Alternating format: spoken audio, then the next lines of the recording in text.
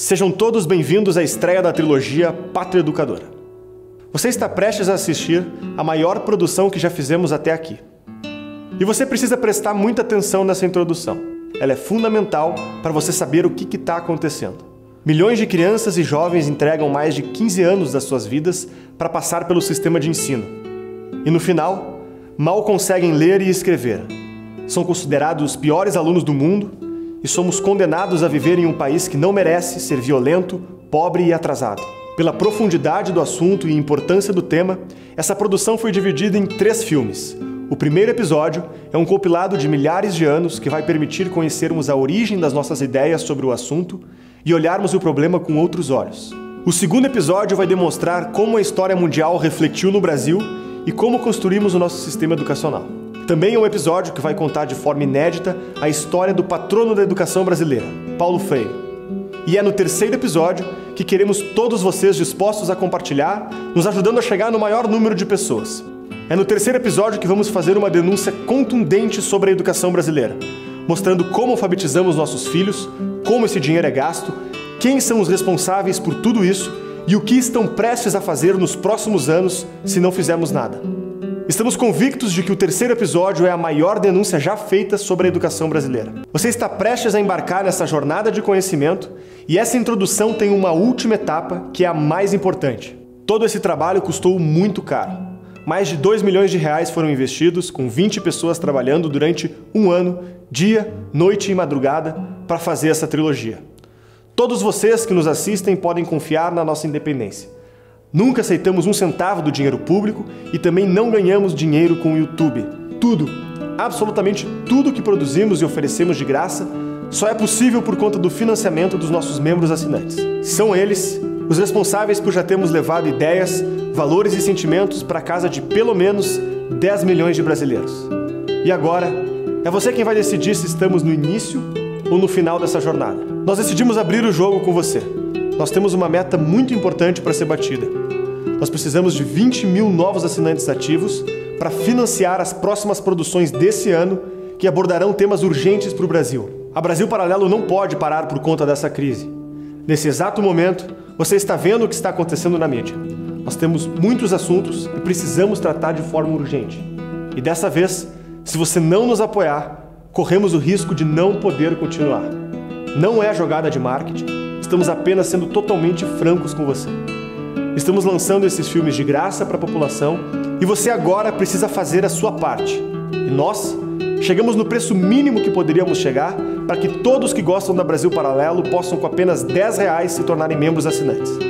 Esse é o valor que você precisa investir para aderir um novo plano de membresia da Brasil Paralelo, o Plano Patriota. R$10 não paga um ingresso no cinema, não paga uma mensalidade na Netflix. Você sabe que com R$10 não podemos comprar muita coisa, mas com a Brasil Paralelo, R$10 podem mudar a cultura do Brasil. Nós arriscamos todo o dinheiro que tínhamos para colocarmos o filme de graça, mesmo diante das conjunturas atuais. E por quê? Porque confiamos que você vai tomar a decisão de virar membro e financiar a Brasil Paralelo. Estamos correndo o risco, mas a confiança é justamente a certeza do que não podemos verificar. E agora, o que pode atrapalhar tudo isso? Quando você nos assiste, tem os R$10, mas acha que essa conversa não é com você. Quando você está aqui ouvindo tudo isso e não assume a sua parte, o seu comprometimento. Pedimos, por favor, não seja o elo quebrado dessa corrente. Sua assinatura não é uma doação. Ela também concede acesso à versão completa da trilogia Pátria Educadora, com 40 minutos adicionais de duração, que acompanha um guia de estudos completo com as principais teses do documentário, um mapa mental e a lista bibliográfica. Fornece acesso ao nosso grupo de membros no Facebook e no Telegram e também permite que você participe de encontros presenciais espalhados por todo o Brasil. Além disso, todo mês você receberá um conteúdo inédito na sua conta. Eu garanto, você nunca pôde fazer tanto com R$10. E se chegamos nesse preço, é para que ninguém fique de fora. Caso não goste do conteúdo que você assinou ou mude de ideia por qualquer motivo que seja, tem 7 dias para solicitar o seu reembolso, sem precisar de nenhuma justificativa. É a sua decisão que vai permitir que a gente exista e continue trabalhando pelo futuro da cultura brasileira. Precisamos provar que é possível. Antes de começar o filme, pause agora o vídeo, clique aqui embaixo no link da descrição, Conheça todos os planos da Brasil Paralelo e torne-se membro com apenas R$10. Muito obrigado por sua atenção e por honrar a nossa confiança. Fique com o primeiro episódio da trilogia Pátria Educadora e até breve.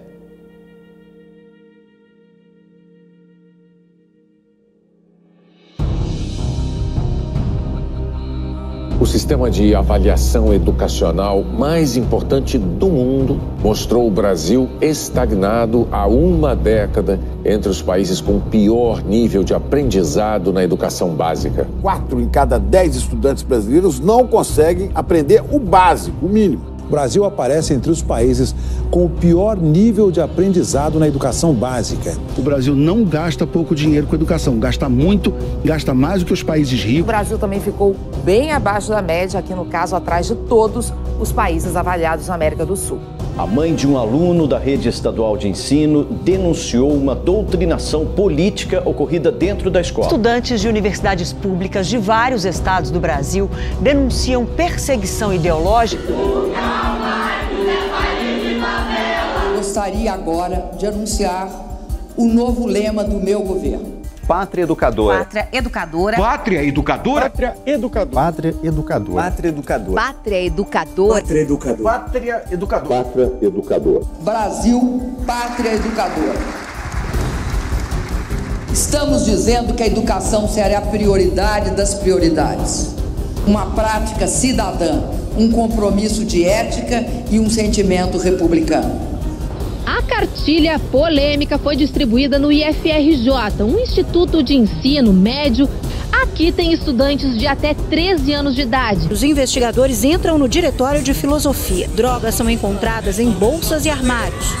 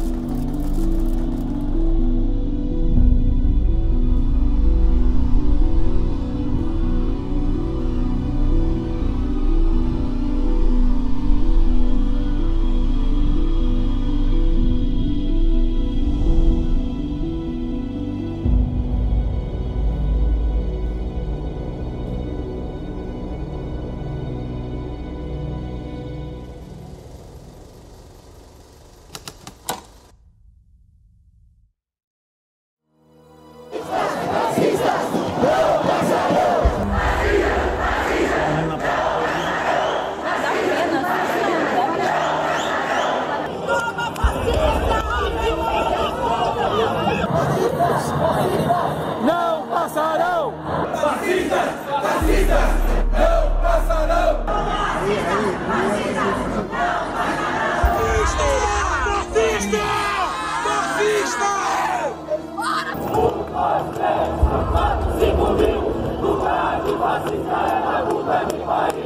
Contra o fascismo da fachada da Universidade Federal Fluminense em Niterói. Pouco antes do protesto no Rio, um incidente assustou quem assistia a uma aula pública sobre fascismo. Estamos nas ruas hoje para dizer que nós somos contra o fascismo. Where fascism is showing its claws. É preciso dizer o nome do fascismo! É preciso ver a cara do fascismo! Na verdade, os fascistas agora têm ganhado muita força pela consequência da falta de investimento na nossa educação. Quem não pula é fascista!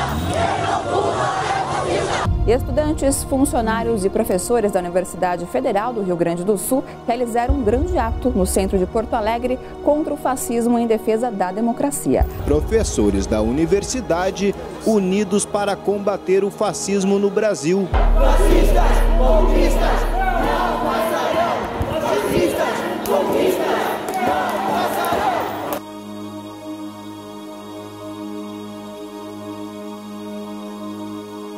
Fascistas, fascistas, não passarão!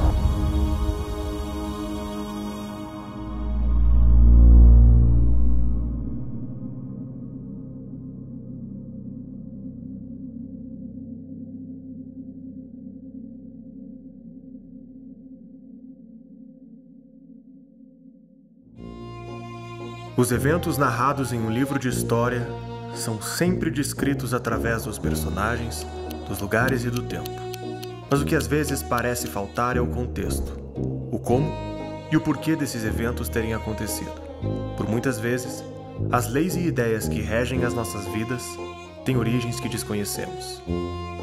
A educação obrigatória é uma das ideias que surgiram em um tempo distante, mas que afeta a vida de quase toda a população mundial. O Brasil não é uma exceção. A ideia de educação obrigatória virou lei no país desde a Constituição de 1934 e de lá para cá foi sendo expandida. A Lei de Diretrizes e Bases da Educação estabelece que é dever do Estado garantir a educação básica, obrigatória e gratuita dos 4 aos 17 anos de idade. A mesma lei garante que os pais têm a obrigação de matricular as crianças assim que completarem 4 anos de idade.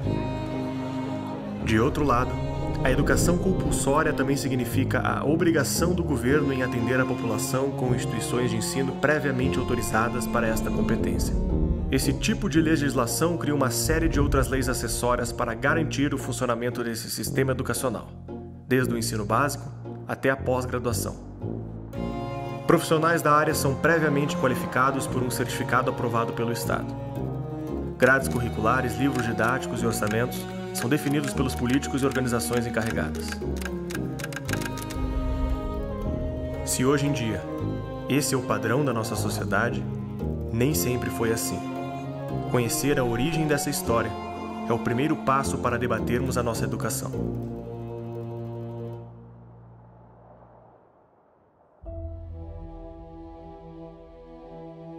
Desde o início dos tempos, o homem se sente angustiado com as perguntas que parecem fundamentais para definir o significado da sua vida e dos seus objetivos. O que somos e onde estamos? A vontade de descobrir o mundo dá origem à palavra educação. Nascida na expressão latina ex dulcere, a palavra designa a jornada da nossa vida interior para a descoberta da realidade que nos cerca. Não há civilização conhecida que tenha deixado de tentar se educar, utilizando o conhecimento como motor de sua história, de seus sonhos, costumes e objetivos. Educar-se é a capacidade de herdar o conhecimento da humanidade e tentar levá-lo adiante. É uma complexa corrente onde, em cada elo, ajudamos a construir a visão de mundo que temos e a forma que entendemos a nossa própria vida. Nos tempos antigos, a educação nasceu para buscarmos o que é a verdade. Pense nessa pergunta e no impacto que a resposta dela pode ter. O certo e o errado, o bem e o mal, os valores, os objetivos e os costumes de um povo estão ancorados na compreensão que a civilização tem dessa pergunta. A Grécia Antiga forjou seu nome na história por desenvolver algumas das primeiras formas de perseguir a ideia de verdade. Foi no começo da filosofia que metodificamos o nosso desejo de conhecer. Criamos as primeiras escolas, onde aqueles que eram tidos como os grandes sábios guiavam seus alunos para serem capazes de perseguir essa ousada ideia, reconhecer a verdade. Se você pegar na Grécia Antiga, boa parte dos aristocratas preferia confiar a educação da criança aos cuidados de um tutor. É onde havia justamente um tutor que você reconhecia como uma pessoa sábia, ou como uma pessoa que tinha conhecimentos especiais. Então você vê o exemplo de Alexandre Magno, né? Seu pai podia colocar ele numa escola e podia contratar alguém. Ele preferia escolher o Aristóteles para ser o tutor. E provou ser muito acertada essa escolha. A filosofia, os pré-socráticos chamados, né, eles estavam muito apoiados pois em mitos, havia uma coisa muito mais supersticiosa, então havia um certo desprezo pela realidade e pela racionalidade. Então, de fato, chegam os grandes Sócrates, Platão, Aristóteles, que percebem que é possível, sim, pela nossa própria natureza, captar a verdade pela observação, que por trás, depois de uma maçã que cai, tem algum causador por isso. Então, através dos princípios da causalidade, o princípio da não contradição e através desses princípios filosóficos, as pessoas começam a construir umas bases em que chegam, com certeza, a um primeiro princípio, a um primeiro movimento. É aí que começa a ciência. A ciência é a busca da verdade pelas causas. Eu não falei para vocês que a atividade contemplativa é o ápice da humanidade? O que é atividade contemplativa? É atividade racional, é atividade de olhar para as coisas e desvendar as causas nas coisas, de buscar a teoria. Teoria em grego é visão, é buscar ver aquilo que está por trás das coisas. Por Aristóteles, nós amamos a perfeição e Deus é o exemplo de perfeição, Deus é o exemplo de vida racional plena. Então nós, por amar a Deus, nos dirigimos a Deus e nos aperfeiçoamos, nos aproximando da vida que Ele tem. Essa educação que a gente diz assim, não, eu tenho que estudar porque eu quero ser médico, advogado, administrador, psiquiatra, psicólogo, não sei o quê. Não, isso aí já é uma coisa bastante nova, né? As ciências e as artes, elas começam a se desenvolver desde a antiguidade porque aquilo era necessário para formar uma pessoa e uma pessoa livre. E essa visão de liberdade é a função principal da educação desde a Grécia Antiga. Não só a liberdade, primeiro a liberdade interior, a liberdade civil, a liberdade social, a liberdade da própria família, da minha cidade e por aí afora. O uso da razão para descobrir o mundo foi a herança da Grécia Antiga para as nossas vidas. Do outro lado do mapa, uma civilização perseguiu objetivos semelhantes de outra forma. No lugar onde hoje abriga Israel, foi inaugurada uma diferente interpretação de como investigar a verdade que nos acompanha até os dias de hoje. Foi com o profeta Abraão que a primeira civilização com a crença em um único Deus foi construída. A verdade chegava ao povo através do profeta, que a recebia direto de Deus e desfrutava da confiança de seu povo para comunicá-la. As escrituras sagradas e os testemunhos envolvendo o profeta eram a verdade que deveria ser investigada e interpretada para ser posta em prática. Esse era o fundamento da civilização que pautou o início do judaísmo, do cristianismo e do islamismo. Ao longo do tempo, os métodos filosóficos da razão e os povos religiosos foram se encontrando, até se unificarem no alto da Idade Média, quando as obras gregas foram traduzidas e os métodos tidos como pagãos foram se reincorporando nas formas de estudo dos mosteiros e escolas da época. Quando é que vai surgir o diálogo direto?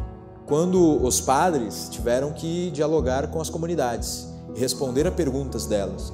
E aí isso foi sendo integrado. Aristóteles era visto como uma espécie de materialista impossível de entrosar com a revelação cristã.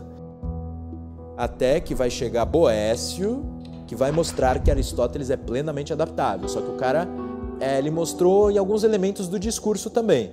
Aí com São Tomás de Aquino, meu amigo, aí o Aristóteles passa a virar puseram uma batina no cara, né? Ele virou o padrão da parte racional da igreja. Então você tem uma visão mais de pensamento teórico e especulativo dos gregos e tem uma visão mais pragmática, administrativa e jurídica dos romanos. A união dessas duas coisas com o cristianismo é o Ocidente. Deu para entender?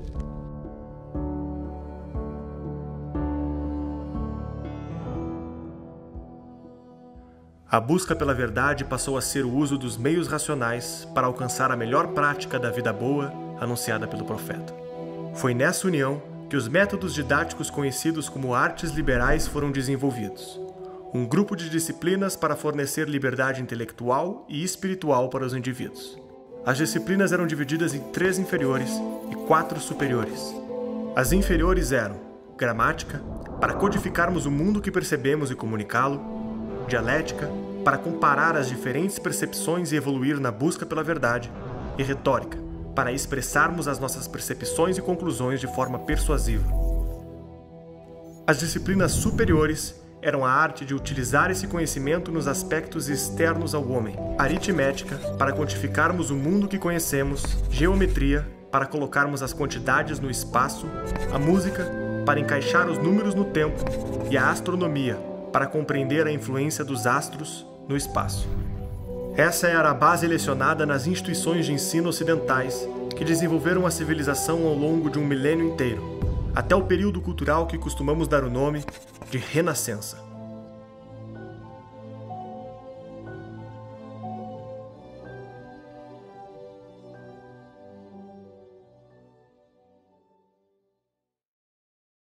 Essa base de ensino foi utilizada ao longo de toda a Idade Média. As instituições educacionais eram majoritariamente guiadas pela Igreja, diferente do ensino para o trabalho, que era guiado por mestres artesãos que ensinavam seus discípulos as técnicas de produção. Até aqui a educação não era universalizada e muito da vida de estudos era entendido como desnecessário para a maioria dos homens. É com Martinho Lutero que essa ideia mudaria para sempre. Pregadas na porta do castelo de Wittenberg, as 95 teses propostas por Martinho Lutero desafiavam a Igreja Católica Romana. Suas teses propunham uma discussão acadêmica sobre a autoridade do Papa e a venda de indulgências por membros da Igreja. Os Estados-nação que conhecemos hoje ainda não existiam, e a Europa era formada por centenas de pequenos reinos, ducados, principados e condados. E estes faziam parte de impérios maiores que se aglomeravam no guarda-chuva cultural da Igreja Católica Romana. O único fio condutor e a unção de tudo isso era dado pela Igreja Católica. Era a única coisa que juntava todos esses povos diversos e que ungia os proprietários de terra, que eram os duques e os príncipes. Qual era a contraposição? Você, como família reinante, você fazia um dote também para a igreja. Você tinha que doar um filho para a igreja, ou fazer dotes materiais, ou também jurar proteção em situações de guerra, obedecer também uma série de normas e bulas que vinham do Papa. Então você tinha uma troca ali. Caso contrário, ele estabelecia que, muito bem, olha, você resolveu se revoltar contra a igreja, você não está ungido pela igreja de ser o duque da sua região. Outros duques são legítimos de conclamar o seu território. Então defenda-se se você puder. Para disseminar suas ideias, Lutero traduz a Bíblia para o alemão falado pelo povo e se utiliza de um invento recente que estava mudando a história, a prensa de Gutenberg. Considerado o invento mais importante do segundo milênio, a prensa permitia a impressão de livros que antes só podiam ser copiados à mão. A Bíblia de Lutero agora circulava pela Europa na língua do povo, e não mais no latim falado apenas pelo clero. A Reforma Protestante havia começado. A nova doutrina pregava que a instituição católica não possuía poderes espirituais e defendia que a revelação da verdade não deveria mais passar pela Igreja Católica, mas ser entregue diretamente das Escrituras para todos os fiéis. A revolta protestante oferecia uma oportunidade para os reis e governantes quebrar a autoridade da Igreja Católica e aumentar o poder dos estados locais. Lutero, em nenhum momento quis fazer uma religião universal e sequer uma religião, vamos chamar assim, nacional. O que Lutero buscou foi uma reforma dentro da Igreja, indo de encontro com a própria tradição romana. A reforma iniciada por Lutero tornou acessível a leitura da Bíblia, e dispensão da autoridade da Igreja permitiu que as pessoas tivessem sua própria interpretação, abrindo precedentes para que diversas ramificações do cristianismo surgissem nos anos seguintes. Agora, a influência da reforma, ela também não termina com Lutero, né? Aquilo é só o ponto inicial. Depois, os ventos da reforma se alastram, principalmente até Genebra, né? Até Calvino, onde em 1554 ele funda a Academia de Genebra. Mas havia uma preocupação muito grande, tanto com a saúde espiritual, como também com a solidez educacional dos habitantes ali. Na busca de expandir as ideias protestantes, Lutero escreve uma carta para os governantes do Sacro Império Germânico, exigindo a criação de uma educação pública provida pelo Estado para progredir a reforma e disseminar a leitura da Bíblia sem o intermédio da Igreja. E é interessante que nessa carta ele diz assim, que eles estavam muito preocupados em fazer investimento em pontes, em estradas, em mosquetes, e eles deveriam empregar a maior parte desses valores não somente na educação de crianças, mas no incentivo a professores. Então nós vemos a preocupação de Lutero com ambas as pontas. Traduzido, isso quer dizer que ele tinha um interesse enorme na universalização do ensino. Como resultado das suas súplicas, no ano de 1524, o Estado germânico de Gotha funda a primeira escola pública moderna. E Lutero funda o Plano Escolar da Saxônia, que mais tarde tornou-se a inspiração do sistema de educação estatal para a maioria dos estados luteranos. O ensino compulsório logo se estendeu à França, Holanda e Nova Inglaterra. As escolas eram vistas como poderosas armas de guerra cultural para o enfrentamento político-religioso das diferentes ramificações do cristianismo. O poder espiritual sofria uma transição de autoridade, da Igreja para os governantes e líderes de diferentes revoltas, entendidos como autoridades ordenadas por Deus contra o Papa e o Imperador. A consequência foi o conflito religioso que ficou conhecida como a Guerra dos 30 Anos. Com o término do enfrentamento, diversos governos estaduais se moveram para tornar obrigatório o comparecimento das crianças nas escolas, sob pena de multa e aprisionamento dos filhos. Foi o rei Frederico Guilherme da Prússia que inaugurou o primeiro sistema de educação nacional obrigatório da Europa, ordenando a frequência de todas as crianças nas escolas estatais. Quando você pega a Prússia, aí o negócio se transforma num ritmo, né? Ganha um ritmo industrial, se transforma em algo imenso. Então o professor tem que cuidar de dezenas e dezenas e dezenas de alunos, tem que dar conta de avaliações rigorosas. As escolas passam a fazer parte da política pública dos governos locais e a universalização do ensino começa a aparecer nas estratégias de governo.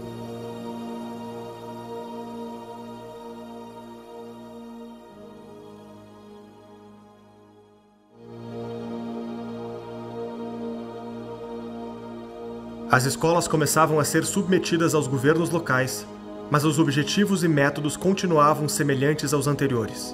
A vida intelectual buscava a verdade, e essa verdade eram as Escrituras Sagradas. É apenas no século XVI que esse cenário começa a mudar.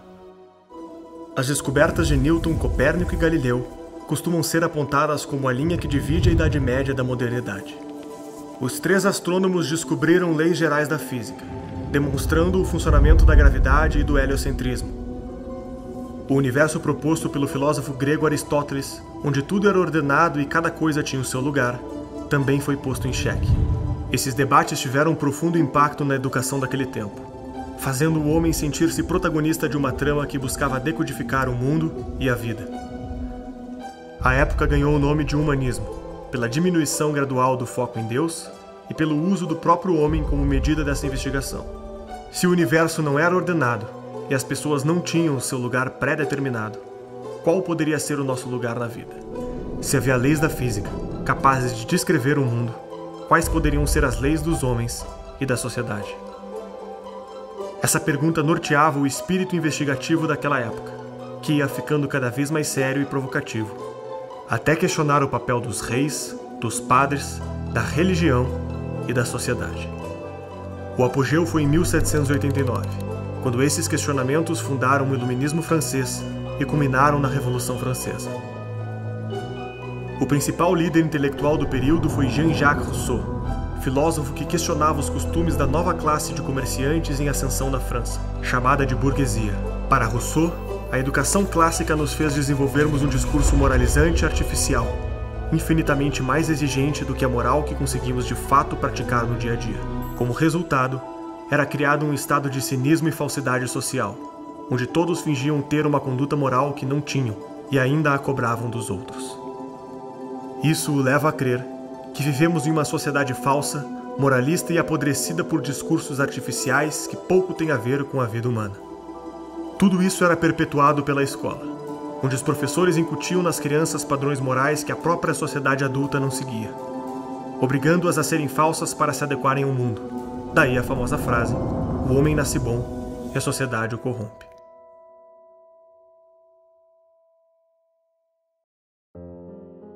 Em 1750, Rousseau é convidado a fazer um discurso sobre as suas ideias na Academia de Dijon. Lá propõe que a educação como fora feita, em vez de ajudar o desenvolvimento da humanidade, na verdade podia prejudicá-la. Para o pensador, a educação e as artes liberais só tinham reforçado a produção do discurso moralista que criou a falsidade social que denunciava. A provocação de Rousseau sobre a educação começa a ganhar força.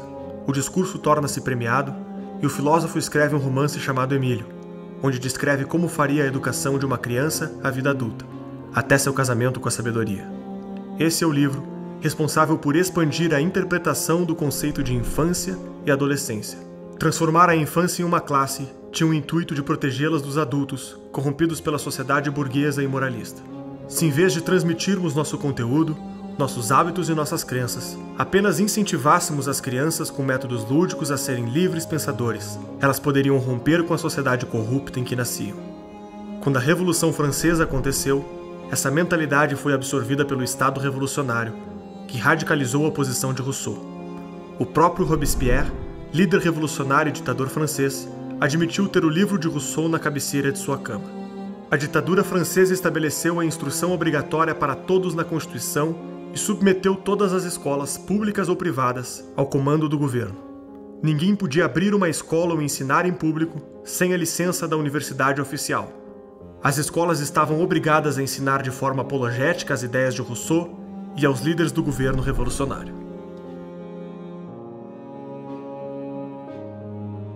Mas, obviamente, a gente viu depois pela própria história que as ideias acabam se tornando um tiro no pé, como foi, né? A Revolução acabou mostrando que ali não havia muita liberdade, igualdade e fraternidade, justamente o contrário, né? A Revolução Francesa, ela é uma espécie assim de abuso da liberdade.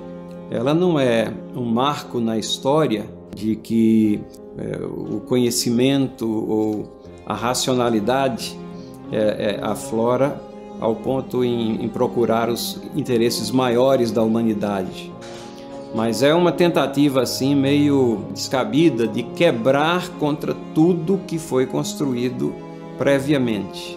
E o legado intelectual deixado pela Revolução Francesa, ela leva também a uma visão equivocada do que é governo, autoritarismo e tudo mais. Então, muitos bebem na Revolução Francesa como se fosse um poço de lucidez, quando na realidade ela representa uma cisterna de obscuridade. Entre em nosso site e saiba como ter acesso às entrevistas e cursos exclusivos. A partir de R$10 você já pode se tornar um membro da Brasil Paralelo. Contamos com você. Com a educação delegada para as escolas e as escolas delegadas para o governo, os objetivos educacionais estavam sofrendo uma transformação. As universidades estavam cada vez mais na mão do Estado. O progresso e o desenvolvimento da ciência moderna ganhava espaço. A modernidade tinha inaugurado a relativização do conhecimento e dos sentidos. As descobertas nas ciências naturais levaram diversos pensadores a questionarem se o mundo que eles conheciam era mesmo como enxergavam. O tamanho do Sol, a distância dos astros no espaço e a invisibilidade dos átomos que constituem o mundo. Todas essas descobertas provocavam o conhecimento do ser humano. Será que nossos sentidos e percepções dão conta da tarefa de saber o que é verdade? René Descartes chegou a afirmar que a dúvida era a única substância pensante que podíamos confiar. Todo o resto, sentidos e percepções, poderiam nos enganar. David Hume disse que não temos nenhuma evidência de que há um eu pensante e que tudo seria matéria de fé. Toda essa herança de pensamento vai causar profunda impressão no filósofo Immanuel Kant. Kant viu um paradoxo entre estudar as descobertas da física de Newton e afirmar que o conhecimento racional é impossível. Se Hume tem razão, como é possível a física de Newton? Se uma coisa é impossível, como ela aconteceu? Kant tinha a teoria de que tudo o que nós conhecemos é, de certo modo, uma projeção da nossa estrutura cognitiva. Hoje diríamos do nosso cérebro, né? Então, nós temos certos esquemas inatos que delimitam tudo que nós podemos conhecer. Então, como, segundo ele, nós só podemos conhecer aquilo que é comproporcional à nossa estrutura de conhecimento, então nós não conhecemos as coisas em si mesmas, mas apenas os aspectos mais aparentes que elas nos revelam e que são comproporcionais ao nosso esquema, à nossa esquemática cognitiva, por assim dizer. Tá certo? Então, tudo o que nós podemos ter certeza é que nós estamos percebendo a mesma coisa que outros estão percebendo, mas nós não sabemos se todos juntos estamos enganados. Então é o fenômeno, é o fato que ele chamava da coisa em si. Nós não conhecemos a coisa em si, mas conhecemos apenas a sua aparência fenomênica. Isso significa que só existe certeza sob o aspecto de um consenso científico. Você não tem mais a certeza objetiva de que as coisas são assim ou são assadas, né? E daí surge a escola que se chama positivismo e que tem várias versões. O positivismo não é uma escola de pensamento, é 20 escolas, mas todas mais ou menos inspiradas nessa ideia. Esse pensamento vai gradativamente penetrando a mentalidade moderna, com o crescimento do relativismo e a diminuição gradual da crença em verdades absolutas. Os homens e a descoberta da realidade estavam separados por uma nova classe. A opinião da maioria dos cientistas seria a opinião da ciência e, portanto, a verdade científica que deveria ser aceita por todos. Então é evidente que a classe científica e tecnológica se torna, vamos dizer, uma espécie de um novo clero, né? Que é a detentora absoluta dos critérios de verdade e erro. De outro lado, o reitor da Universidade da Prússia, Friedrich Hegel, apresenta uma outra filosofia. O Hegel, ele diz, a primeira condição da investigação filosófica é a fé no poder cognitivo do espírito humano. Quer dizer, nós afirmamos a nossa capacidade de conhecer o real. Então é uma atitude corajosa dele, sem dúvida, né? Mas, com base nisso, ele acreditou que ele poderia conhecer, num só relance, num só golpe de vista, o movimento inteiro da história humana. Já é um exagero, evidentemente, né? É a Ganzheit, né? O conceito de totalidade. Cada um é esse pequeno tijolinho dentro desse grande sistema. E essa união dos tijolinhos que faz esse grande muro, que é a totalidade. O Estado é o único ente que consegue responder o porquê do ser humano e para que ele existe. E a sua dialética é aplicada à história, quer dizer, tudo é uma tese com uma antítese que vai virar uma síntese. Hegel acredita, sobretudo, que essa síntese suprema é essa formação do Estado moderno. O Estado moderno alemão é o grande ápice, é a apoteose da sua filosofia. Esse Estado moderno vai ser responsável pela universalização do ensino. Enquanto um lado defende não ter o conhecimento de nada, a não ser das aparências, o outro lado acredita já ter o conhecimento de tudo, sabendo onde a história vai terminar. Entre a tradição de Kant e Hegel, ficamos entre duas formas de conhecer o mundo. De um lado, delegamos a verdade para as mãos da classe científica e aceitamos a sua suposta maioria, e de outro, aceitamos que estamos vivendo rumo ao fim da história.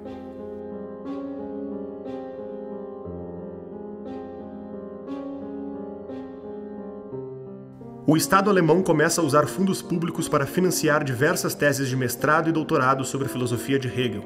Ao se consolidar como a maior referência intelectual do seu tempo, atrai críticos e adeptos das suas ideias. Um deles ficou conhecido como o fundador da teoria comunista, Karl Marx. A ascensão econômica da França não era uma exceção. Grande parte da Europa vivia um momento de prosperidade impulsionado pela Revolução Industrial. Os métodos de produção envolvendo vapor e carvão criaram as fábricas que puxavam trabalhadores do campo para pequenas cidades construídas no entorno. Durante grande parte da nossa história, 80% do povo dependia do trabalho na agricultura para viver. Em 1850, esse número caiu para 25%. Agora as pessoas tinham que sair de suas casas para ir trabalhar no interior das fábricas. A necessidade de deixar os filhos em algum lugar enquanto trabalhavam ficava cada vez maior. E o recém-formado mercado começava a exigir qualificação. Se de um lado os governantes já tinham compreendido a importância das escolas para o Estado, essa era a peça que faltava. O governo queria levar seus filhos para a sala de aula e os pais queriam entregá-los. Marx já viu o que é Revolução Industrial. É um pensador ultra-urbano, ao contrário dos românticos. Ele só enxerga as grandes cidades, as fábricas crescendo, a pobreza ali no Vale do Ruhr, o carvão, a degradação ambiental, assim por diante, as mulheres que têm que ir para a fábrica e colocar os seus filhos para trabalhar, e assim por diante. E ele só enxerga a matéria, ele é um materialista de fato. A ênfase do Hegel era na dialética interna das ideias que se sucedem. E Karl Marx disse: a coisa não é bem isso, o que existe são modos de produção que se sucedem, portanto, estruturas sociais que se sucedem. É isso. Tem a comunidade primitiva, depois tem o escravismo, depois tem o feudalismo, depois tem o capitalismo, depois tem o socialismo. E o socialismo fecha, né, fecha o percurso. E ele vai dizer, o capitalismo é um desenvolvimento do feudalismo. Entre o feudalismo e o capitalismo, Marx prefere o capitalismo. Só que ele acha que essas relações de poder do capitalismo, mais-valia, luta de classes, assim por diante, alienação, assim que a massa deixar de ser alienada pela ideologia capitalista, ela automaticamente, naturalmente, inevitavelmente criará a revolução que vai acabar matando os patrões.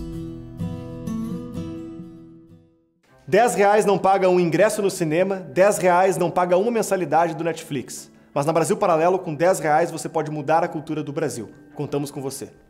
O século XX entrou para a história como um período de guerra entre grandes ideologias. As principais ideias do período são produtos da Revolução Francesa, gestadas dentro do lema liberdade, igualdade e fraternidade. A liberdade foi representada pelo liberalismo moderno, responsável por novos direitos civis e políticos em favorecimento do mercado ascendente. A igualdade teve seu fruto no socialismo, que ambicionava estender a revolução ao campo econômico, exterminando a diferença entre as classes oprimidas e opressoras. E a fraternidade transformou-se no fascismo, o sonho de um novo elo social que unificasse o território, a língua e o povo numa identidade nacional regida pelo Estado. Essas três ideologias enxergaram o aparato estatal das escolas como veículo de seu fortalecimento. O liberalismo cria mão de obra e desenvolvimento. O socialismo, a desalienação das massas e o engajamento no movimento revolucionário. E o fascismo, fortalecer a unidade nacional por meio da subordinação aos grandes líderes. Em primeiro lugar, a gente precisa distinguir o que é o fascismo enquanto regime político, enquanto prática política, do que é o fascismo enquanto discurso ideológico. Se você pegar assim, o discurso ideológico fascista, o grande livro sobre o discurso ideológico fascista é o do historiador israelense Zeev Sternhell. Ele escreveu um livro sobre o fascismo francês, o livro chama-se Nem Direita Nem Esquerda, o fascismo francês. Então, só para você ver como a coisa é meio complicada, né? Então, ele estuda o fascismo não como regime, mas apenas como discurso ideológico. Então, enquanto discurso ideológico, o fascismo aparece numa corrente que nós podemos dizer que é anti-iluminista, uma corrente um pouco romantista, anti-iluminista. Remonta, então, ao começo do século XIX, prezando, então, as identidades nacionais, as tradições nacionais, as línguas nacionais, etc. Começou assim o negócio, tá certo? Mas o que isso tem a ver com o regime fascista? Absolutamente nada.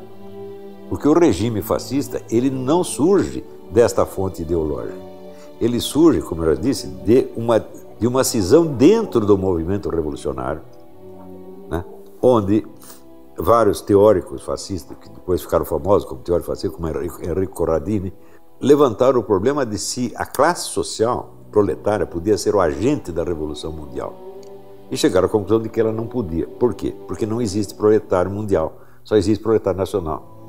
Quer dizer, a condição do proletário é definida pela condição econômica nacional.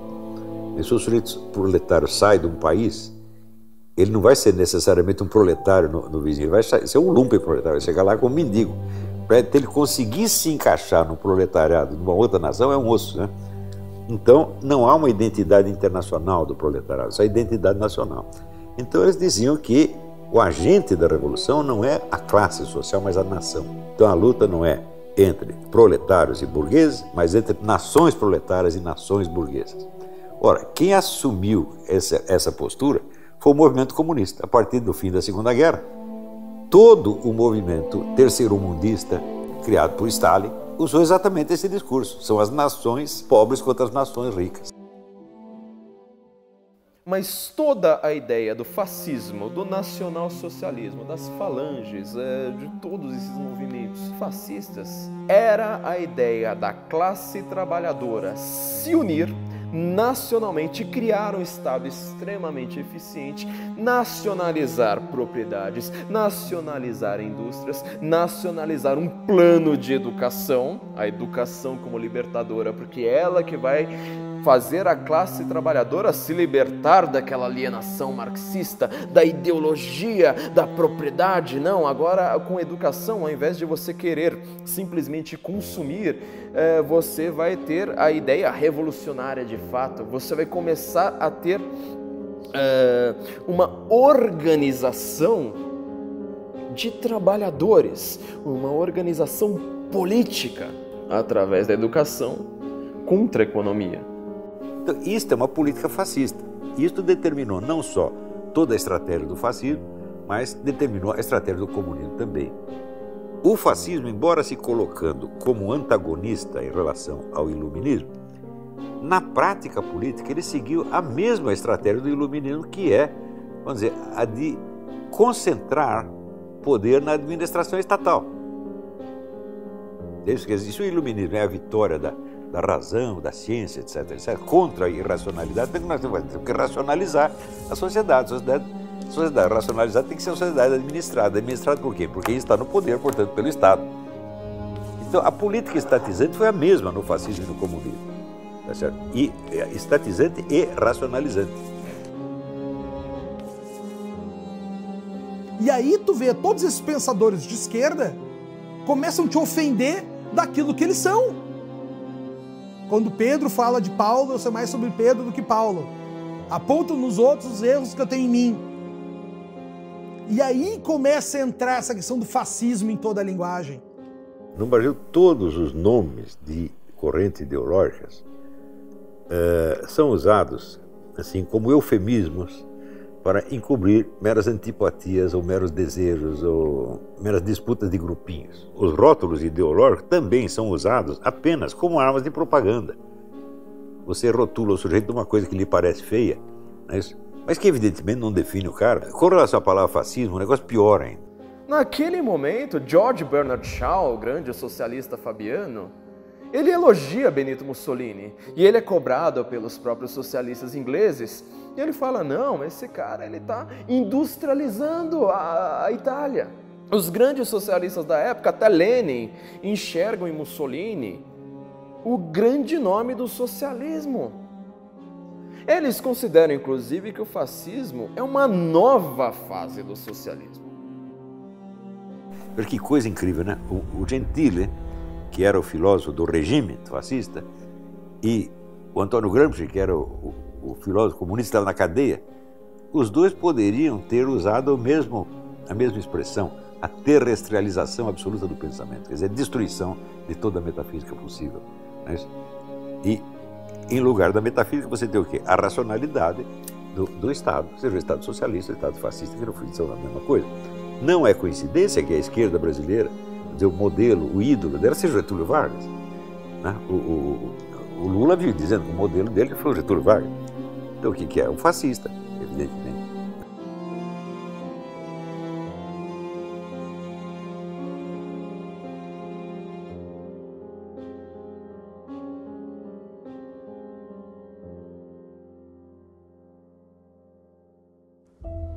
Cinco 5.000 anos fazendo a mesma pergunta. Quem somos e o que devemos fazer? Encontrar essa resposta sempre foi o nosso objetivo. Ao longo dos anos, as coisas mudaram e a pergunta foi sendo abafada. Silêncio após silêncio, o papel da educação foi reduzido ao do ensino, até nos tornarmos parte de uma vida que desconhecemos. Responsável por encaixar todos em uma grande engrenagem, a pátria educadora é a herança do século XX. O Brasil não foi exceção. Nos restou importar ideias que em breve entrariam em disputa.